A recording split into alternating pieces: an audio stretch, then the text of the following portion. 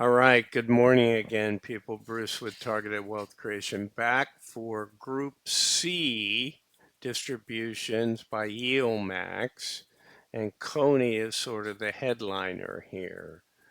All right, let's jump into the analysis. I think I'm going to end up changing this. I was targeting a 6 month and then doubling it for annualized because sometimes when you show like a year and you sum it all up, and let's say the 6 months of that year were really great. Now it's not trending well. So maybe I should just do multiples. But anyway, I've been updating. And then always you have your YMAX and YMAG, which are weekly payers in every group. You guys know that Group A, Group B, Group C, and Group D. Um, so the thing I wanted to do here is just explain a little bit. So each time I'm tracking the monthlies and then the weeklies. Well, in the weeklies, YMAX and YMAG have only been paying weekly since early October, right? Late September, early October. So that in itself makes this a little hard. The other thing I started doing is let me go through an example. So you can see in the yellow, always is the current month, right? So January 17th is declaration day. If you want to get paid on the 10th, okay, you have to buy today, January 7th, Tuesday, January 7th. The 8th or the 9th, you'll be out of luck. You won't get the distribution. Okay.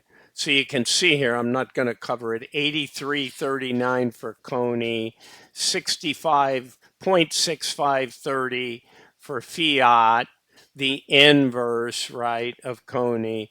Microsoft, the MSFO, the Microsoft Income Fund at YieldMax, 36, almost 37. So you see your distribution. So what I did was I highlighted 50% and above. So Coney, always been a high payer. Fiat is a high payer relative, but look at Fiat. Here's your problem with Fiat. It's not like Coney's not down. So when I initially started this, I said, okay, I'm going to use a 7-2 date. And then 6 months, well, now we're starting to get a little bit past that, right? But some of these funds have only paid 5 times because they're newer funds. So it's really hard to always get apples and apples. All right. So I just given you full disclosure. But you can see the distributions for, say, the last 5 months. Okay. And then beyond that, if you look here, you'll see where I went in and just got the value from the YieldMax site. I store it in a different spreadsheet, but I validate it on the YieldMax site. So these guys, some of them have just the payments here. Let's see, the B, C, D, E, and F, which is 5, but that's all this guy had. So some of them you'll see a numeric value. They'll have 5 and then they'll have a numeric value, which is the month before. So just FYI on the nuances. But this last 6 months hasn't been that good, and I always bring up total return, right? Now, total return for 6 months is not annualized. You have to annualize that and just double it, right? But it gets you a trending scenario. I mean, Coney was fantastic when it launched, right? The first 6 months is one of the first funds to reach it. It was the shortest time until Misty clipped it. So NVIDIA went out and returned all of its capital, I think in 13 months or something. So obviously Misty was a real goat for a while. It's still a pretty good, ETF on the underlying. It's tamed down its distributions, but it returned all of you. So if you went out at that time and you bought it at $20 in 13 months, you got all your money back and more. Okay. Coney did it in like 11. Then Misty came along and did it in 7 and 8. I didn't even track it anymore, but it was a clear winner there. But some of these other funds, but what you want to know is where are you? NVIDIA is still relatively higher. I believe I'd have to punch in the price, although it's not in this group. Is still higher than its launch price. Remember, all the old YieldMax at launches were $20 launches. Um, yeah, and Nvidia's 24.13 right now, up a little. Everything was up yesterday, but 24. So that gives you a feel. So Coney for a long time was. It's not anymore. And Misty is pretty much always been over. Where's Misty at right now? It started at 20, it's 31.75. Misty, I know it's not in this group, but I'm just giving you examples of the really star performers, right? Versus the mediocre, versus the NAV decline funds, which a lot of you know. I mean, Ulti is kind of stabilized, right? It's a high yielder. I mean, it went from $20. So if you bought it at inception, you got killed. You got a 50% killing. But if you look over this last 6 months, it's barely positive because it's still, even in that 6 month run, it's down 32%. But I'll give it credit in that they have somewhat stabilized it. Let's see. I don't know. Stabilize, it means over the month of December, it's been in the nines almost that entire month. The early part of December was above 10.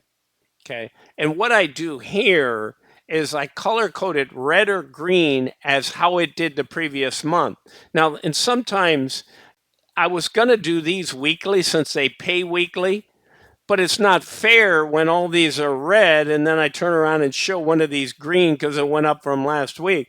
So I just went in and used a month ago price just to keep it consistent, right?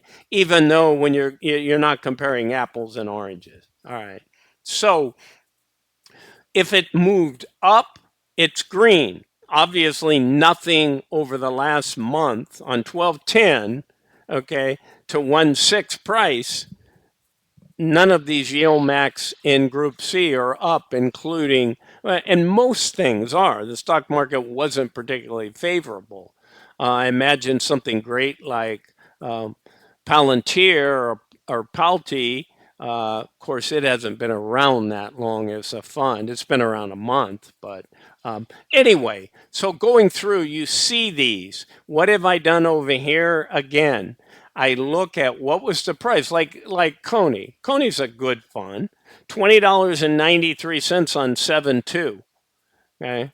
Well, here we are on 1.6, it's $14.39. So that's down 31.25%. One could argue, not argue, it's fact that an annualized destruction would be 62%, but it's still paying 74.5% in yield.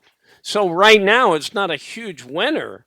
But I know what a lot of people, and this goes back to active trading. It's why I always complained about the funds before they had spreads, and probably even with spreads, they weren't active enough for me. I would see them hang on. They'd have a winner with 2 days left, a big winner, and they wouldn't take it off the table. In the last 2 days, they got killed, and it turned into a loss. And I'm like, why wouldn't you do that? You're doing weekly options, and you just left it alone after 3 of the 5 days that it existed. You had a big, big win.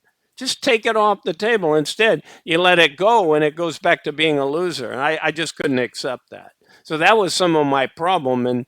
And they're growing. They got so many funds. I think Jay said they're up to 9, people, including himself or something. So you have to be the judge if it's active enough for you. The spreads, maybe they do a little bit sometimes. I haven't been overwhelmed with the spread. The concept is better. But you got to execute again, and you have to be active. All right, so fiat, all of these. If the market turns into a bear market for Coney, okay, but look at fiat. It's down from its price before. You would have bought fiat at 20. Now, there was a period of time when Coney was getting crushed and all before BTC took off again and ran up to 100 and 108. I mean, everything was getting killed in Coney, and Misty went down below $20. and it initially came out at 20 and went to 45 and then sold off to like 19 in the mid 19s. It was a bargain of the century, went back up into the low 40s, maybe 43, and now it's like what did I say, 31, 37, something like that. So again, after going back up to 43-ish. Oh no, the second time it actually had an intraday move over 45. It had an intraday move, two intraday moves back in late March, early April over 45. So kind of like a double top there. And again, just below 19 for a day. You could have bought it at 20 at launch. And now we're sitting at 31.75. It was up 223 yesterday. So, these things are volatile and the yields can be fantastic, as you know, on the crypto and your NVIDIAs and some of these other ones. You have to really, Ulti has a high yield for its price.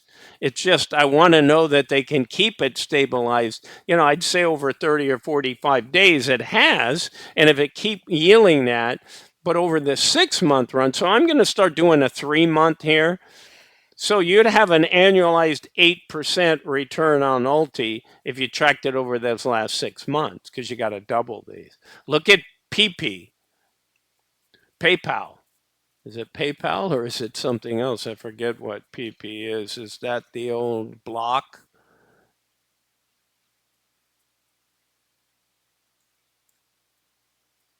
Yeah, no, it's PayPal. Okay.